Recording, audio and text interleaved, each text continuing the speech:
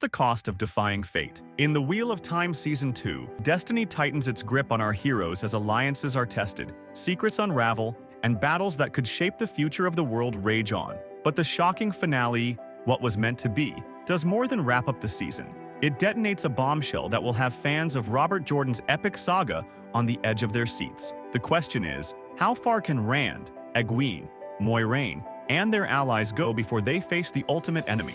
There's so much to unpack, and First Curiosity is here to break it all down. Rand's Dragon Reborn burden. Season 2 kicks off with Rand al'Thor, still burdened by the weight of his destiny as the Dragon Reborn. He's been in hiding for much of the season, trying to escape the overwhelming power he can't fully control. But that isolation soon becomes more complicated when he discovers that Selene, the woman he's been leaning on for comfort, is hiding a dark secret. Selene is actually Lanfear, a Forsaken who once had a dangerous, obsessive love affair with the previous Dragon Reborn. Lanfear, with her beauty, charm, and hidden malicious intent, proves to be far more dangerous than Rand could have imagined. She's more than just a lover of power. She's a nightmare capable of coming for people when they sleep. Moiraine's fall from one power, but it's not just Rand who's struggling. Moiraine Sedai, the once powerful Aes Sedai, starts the season stripped of her one power. Struggling with both physical and emotional limitations, she's no longer the calm, all-knowing guide she once was.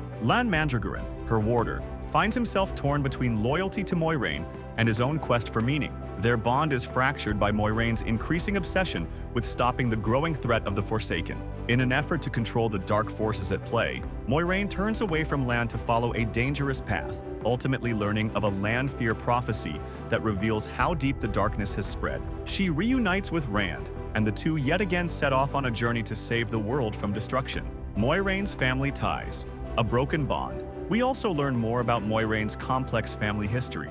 Her younger sister, Enver de Modred, is a noblewoman in Caerhien who once idolized Moiraine. However, once Moiraine became an Aes Sedai, she distanced herself from her family, even refusing to visit her dying father. This abandonment leaves Enver resentful of her sister's priorities. Despite her attempts to mend their fractured relationship, Moiraine remains cold and unresponsive. She also shows the same indifference to Enver's son, Barthanes, who is set to marry the queen. Here's the twist. House Damodred's fortunes improved as Barthanes became a dark friend. When Enver uncovers this betrayal, she reports him, and that's the end of Barthanes. While we're on the subject of Moiraine's relationships, we can't forget her romantic bond with Siuan, the Amyrlin seat. Their differing views on how to handle the Dragon Reborn lead to tension, and Siuan becomes an unfortunate casualty when Lanfear makes her move. Egwene and Nynaeve's Aes Sedai education. Meanwhile, on the White Tower, Egwene Alver and Nynaeve Almiara are deep in their Aes Sedai training. Egwene befriends Elaine Trakand, daughter-heir of Andor. She is next in line to the Lion Throne, but for now, Elaine is under the care and command of the Aes Sedai. A rift emerges between Egwene, as Nynaeve reluctantly becomes the center of attention for her prowess as a channeler. With the push from Liandrin of the Red Aja, Nynaeve eventually faces an intense trial.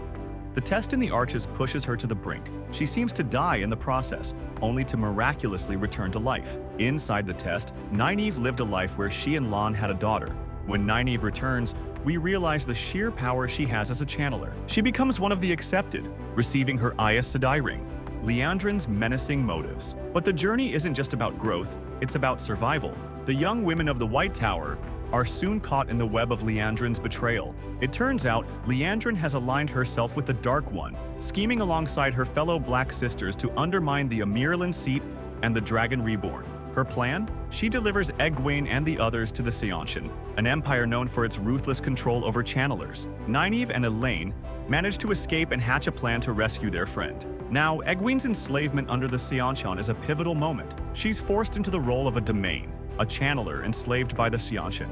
However, it's here that we witness Egwene's rebellion and the spark that leads to her true power awakening. As the Seanchan tighten their grip, Liandrin's motives are slowly revealed. She's driven by hatred for men, except for her dying child, who's very old now. The Dark One promises her help, but this bond takes a tragic turn when Lanfear kills Liandrin's son, calling it mercy, ultimately breaking Liandrin's spirit. Logain, a man consumed by delusions. We also get a glimpse of Logain, the self-proclaimed Dragon Reborn from Season 1. After being gentled, Logain has lost everything. Desperate for a way to control the One Power again, Rand seeks out Logain for advice, but Logain remains as unhinged as ever, teaching Rand only that power can consume those who seek it. Perrin's journey, embracing his wild nature. Then there's Perrin Abera, who's coming to terms with his unique connection to the wolves. After rescuing Aviendha from the White Cloaks, Perrin's journey becomes one of self-discovery.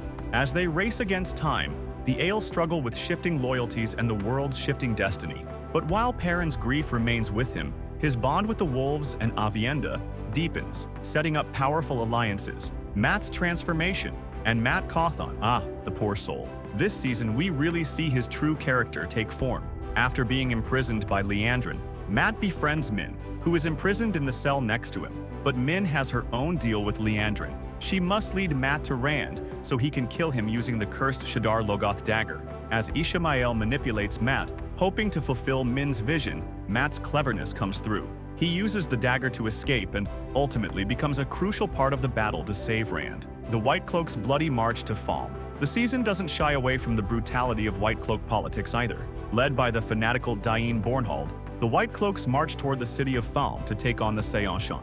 But what they don't expect is the sheer power of the Seanchan. A bloody conflict ensues, and Falme becomes the battlefield where multiple storylines finally converge. At the heart of this storm is Mat's discovery of the Horn of Valeri, an artifact with the power to summon legendary heroes from the past. Mat blows the horn, summoning iconic warriors, including Arthur Hawkwing, to help him and his friends battle the Seanchan and the White Cloaks. The stakes couldn't be higher. Egwene's moment of power. The fall of Rhenna. Egwene doesn't let the boys have all the glory. After enduring excruciating torture, Egwene breaks free, using the Adam to free herself from the Seanchan's control, the same magical silver collar that had enslaved her. In a stunning act of defiance, she kills her captor, Rhenna, and takes her first step toward embracing her true potential. This is a powerful moment of autonomy that solidifies Egwene as a force to be reckoned with. The final showdown, Rand versus Ishamael.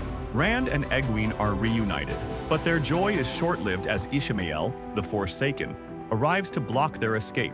He tries to lure Rand to the Dark One's side, but Rand refuses the temptation. As Ishamael attempts to kill him, Egwene intervenes using her newfound power to protect him. Moiraine's heroic return, restoring the balance, but the true game-changer comes when Moiraine, after reconciling with Lan, arrives just in time. Together, they destroy the Seanchan ships, blocking Rand's access to the One Power. Finally free, Rand uses his magic and the legendary heron-marked sword to strike down Ishamael, ending his reign of terror. In one last show of strength, Moiraine channels a dragon-shaped fire into the sky, declaring Rand as the dragon reborn for all to see.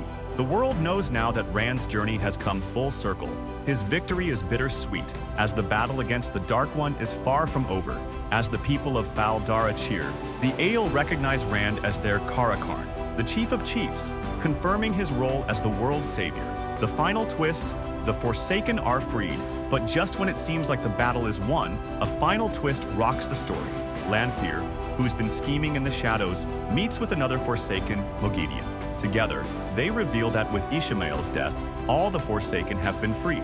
The stakes are now higher than ever. Season 2 ends with Rand victorious, but with the world teetering on the edge of chaos. With the Forsaken now unleashed and powerful enemies closing in, the road ahead is anything but certain. What do you think will happen next? Will Rand and his allies be able to stop the darkness? Or will the coming storm tear them apart? Let us know your thoughts in the comments below. And don't forget to like, share, and subscribe to First Curiosity for more Wheel of Time content. We'll be back to break down Season 3 and all the wild twists that are sure to come.